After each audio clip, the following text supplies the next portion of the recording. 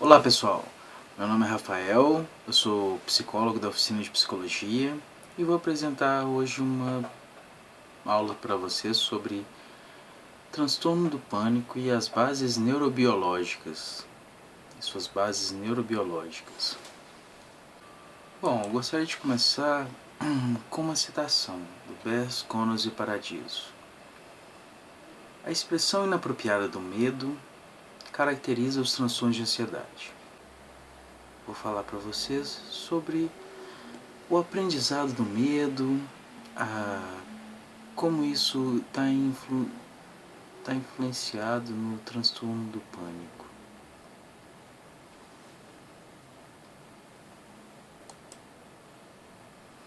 Expressão do medo.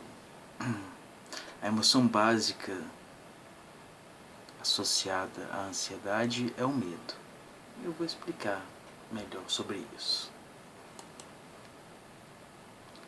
O medo é geralmente evocado por um estímulo aversivo, também chamado de estressor, sendo manifestado na resposta de estresse. Bom, quando nós estamos diante de uma ameaça, de um perigo, a nossa resposta geralmente é o medo. Por exemplo, quando avistamos um animal selvagem, por exemplo, a nossa resposta inicial será nosso coração acelerar, nossa respiração acelerar, nossos músculos se tensionarem num instinto de luta e fuga, uma coisa primordial, primitiva, no sentido de nós preservarmos nossa sobrevivência.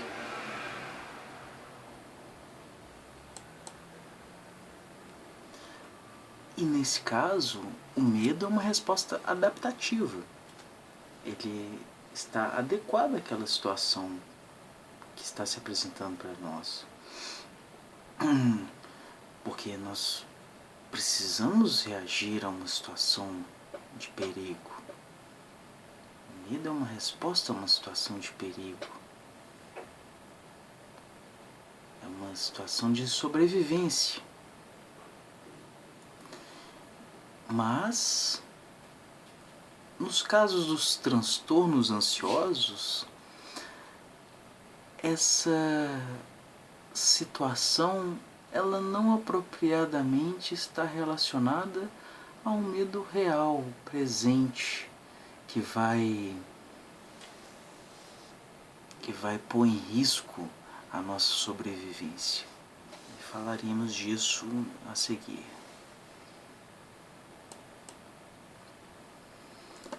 A resposta a esse estresse. A resposta ao estresse é caracterizada pelos seguintes aspectos: o comportamento de evitação e esquiva, o aumento da vigilância e alerta, a ativação da divisão simpática do sistema nervoso autônomo e a liberação de cortisol nas glândulas adrenais. Bom, evitação, esquiva e alerta são concernentes ao perigo. E as respostas do sistema nervoso simpáticas são essa mobilização para a nossa sobrevivência. E a ativação das glândulas adrenais são responsáveis também pela liberação de adrenalina e do cortisol. O cortisol muitas vezes é chamado de hormônio do estresse. E ele é ativado nessas situações de perigo, de reação ao medo.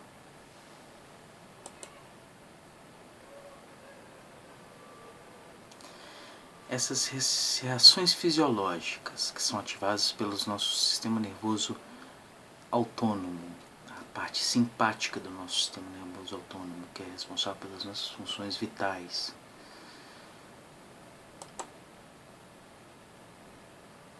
Elas são taquicardia, sensações de falta de ar, tremores. Isso no caso do ataque de pânico, né? O ataque de pânico provoca essas reações no organismo, essas reações fisiológicas, tremores, sudorese, tonteiras, vertigens, pernas bambas, náusea, formigamentos, ideação de morte por sufocamento ou ataque cardíaco, loucura, perda de controle, desmaio. Resumidamente, terrível. Isso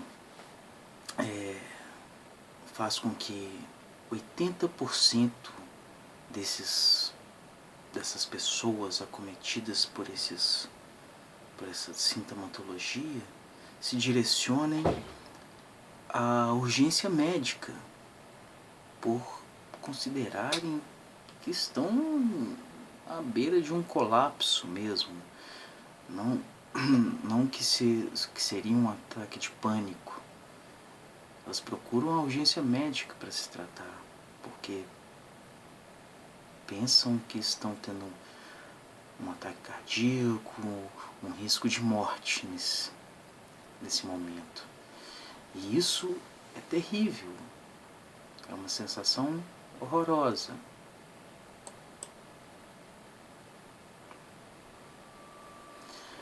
A amígdala é uma estrutura cerebral muito ligada a essa resposta do sistema nervoso autônomo. A amígdala é uma estrutura cerebral muito relacionada a essas reações simpáticas do sistema nervoso autônomo. Quando recebemos estímulos estressores, a amígdala é ativada e, por sua vez, o sistema nervoso autônomo ativa todas essas respostas fisiológicas com relação ao medo. O medo é que causa essas respostas de perigo, a resposta de sobrevivência do nosso organismo.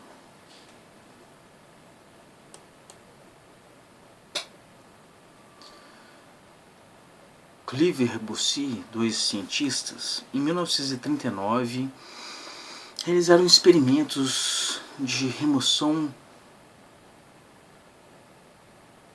bilateral das amígdalas. Eles perceberam que havia uma diminuição da emocionalidade e a diminuição do reconhecimento do medo em animais. Eles deram nome também a uma síndrome, a síndrome de Cliver-Bussy. Eles realizaram experimentos em macacos, e esses macacos eles começaram a ter comportamentos diferentes. Eles começaram a ter uma cegueira psicológica.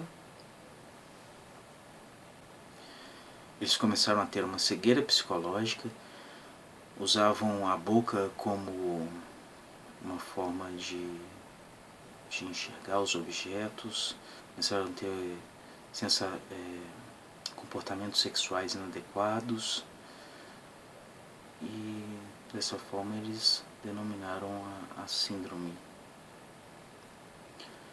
E eles perceberam também que a estimulação elétrica das amígdalas, eles fizeram testes em gatos. Nesses gatos eles expressavam medo e agressividade, uma resposta imediata, né? O felino, ele ele tem uma resposta defensiva. E no ser humano, eles também realizaram experimentos com essa ativação elétrica das amígdalas, e nos humanos causavam ansiedade e medo.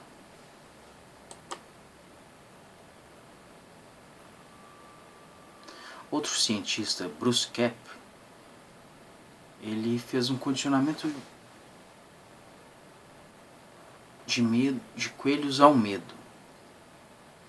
Ele realizou experimentos da seguinte forma: eles aplicavam estímulos elétricos aversivos nos coelhos e condicionavam esses coelhos a estímulos sonoros. À medida que os coelhos recebiam o estímulo estressor, eles criavam uma associação a estímulos sonoros. E perceberam que depois dessas experiências, os coelhos respondiam aos estímulos sonoros com resposta de medo, de ativação do sistema nervoso autônomo, criando uma resposta visceral nos coelhos. Esses coelhos começavam a acelerar os batimentos cardíacos, a acelerar a respiração, provando que o medo ele pode ser aprendido, e aprendido de forma rápida. Em seguida, em 2001, Joseph Ledoux, da Universidade de Nova York, ele mostrou que o condicionamento do medo ele está envolvido diretamente com as amígdalas. Joseph Ledoux, da Universidade de Nova York, em 2001, mostrou que o condicionamento envolvendo o medo está ligado diretamente às amígdalas. Eles fizeram experimentos eliminando as amígdalas, e essas respostas viscerais elas eram perdidas. Esse aprendizado do medo era perdido com a remoção das amígdalas.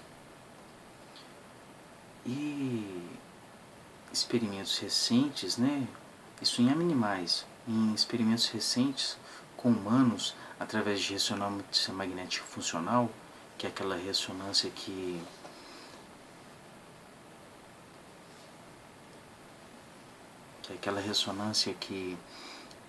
mostra o funcionamento do cérebro, enquanto está sendo feito o exame.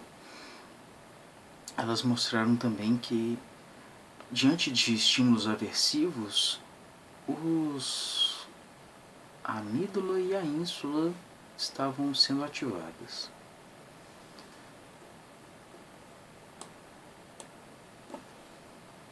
Faço uma citação aqui de Ledoux. O condicionamento do medo não é apenas rápido, mas também duradouro, sendo que provavelmente ele jamais será esquecido. Isso quer dizer o quê? Que o aprendizado do medo, diferentemente das memórias feitas no hipocampo, que levam outros elementos cognitivos, o aprendizado do medo, com aquelas características emocionais e sensoriais, elas são duradouras. Por isso ele falou, jamais será esquecido. São memórias duradouras, de longo prazo. As amígdalas produzem memórias baseadas em estímulos sensoriais e emoções. Essas memórias são criadas de forma rápidas e duradouras. Chegamos então ao eixo HPA, que quer dizer Hypothalamic Pituitary Adrenal. As funções ligadas à ansiedade no eixo do hipotálamo da hipófise e das glândulas suprarrenais. Bom, as amígdalas, elas são ativadas quando recebemos estímulos estressores. Essa ativação da amígdala, em consequência, elas estimulam a liberação do hormônio liberador de corticotrofina pelo hipotálamo, ativando o eixo HPA.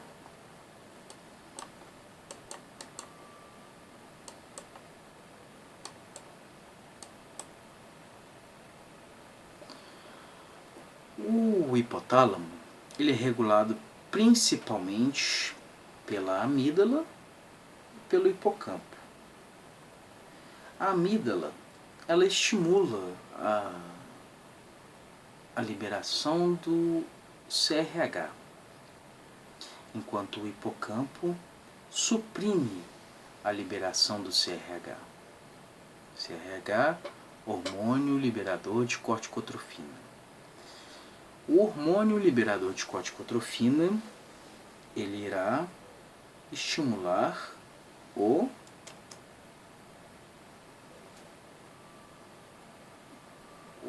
a hipófise.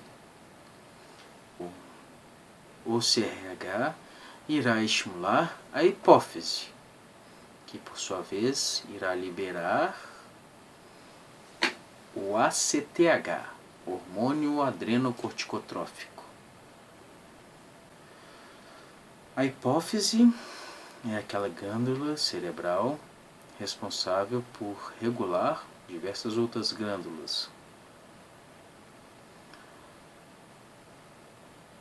O ACTH irá ativar as glândulas suprarrenais.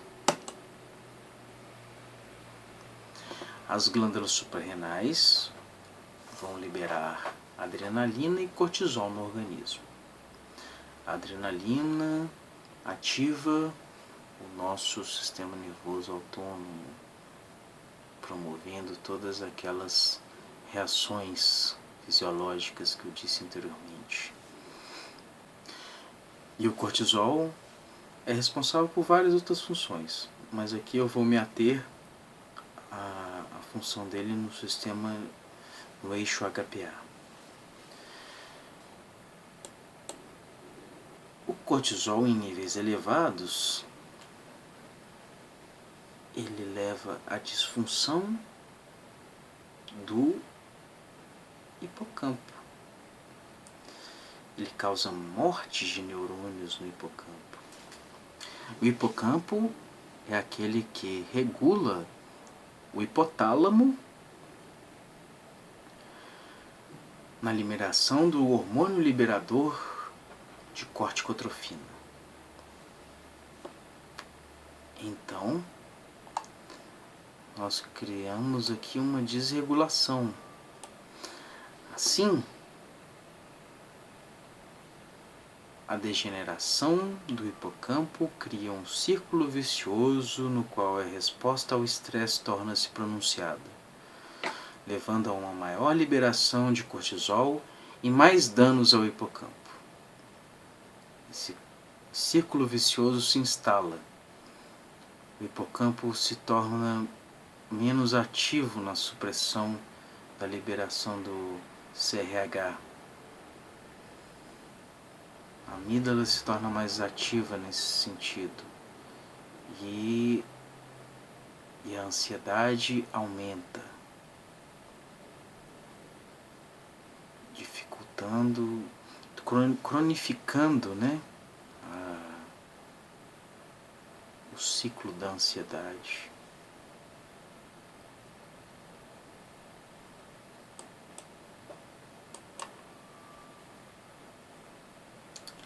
Bom, falei um pouco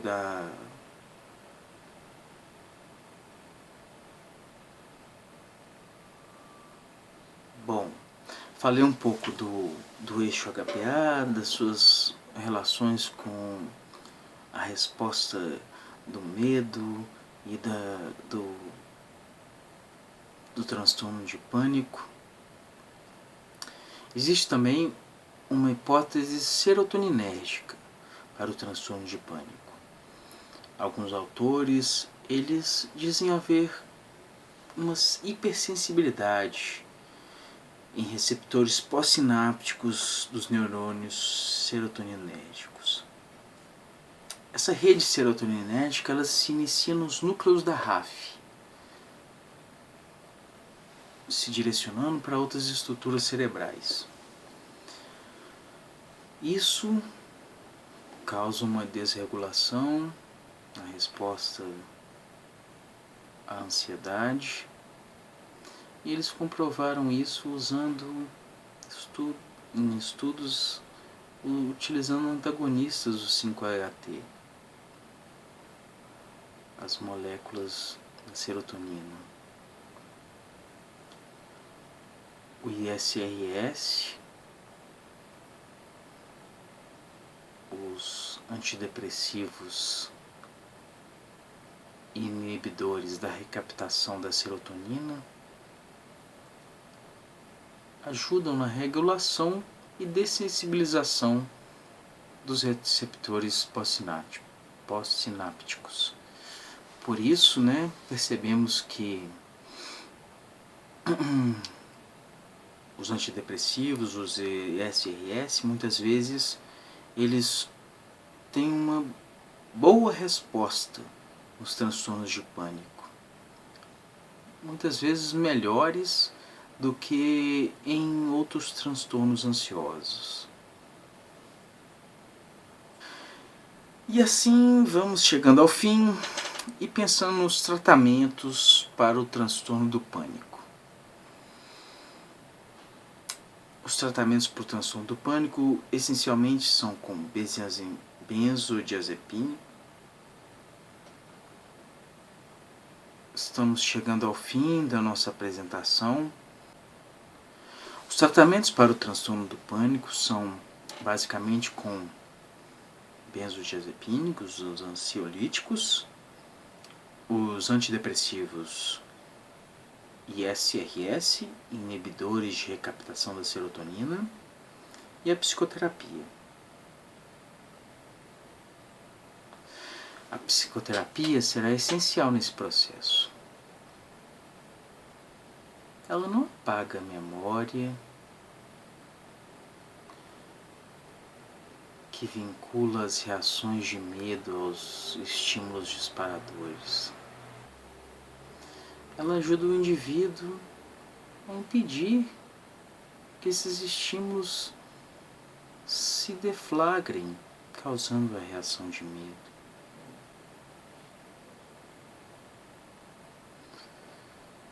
E aí, as pessoas podem conseguir perceber as situações que causam medo, a reação de pânico. Bom, é isso, pessoal. Fico por aqui. Deixo meus contatos. Se vocês se interessarem, procurem nosso site oficinadepsicologia.com. Podem entrar em contato conosco pelo e-mail belohorizonte@oficinadepsicologia.com. Meu nome é Rafael e meu e-mail também está disponível aqui no fim desta apresentação. Abraços e até a próxima.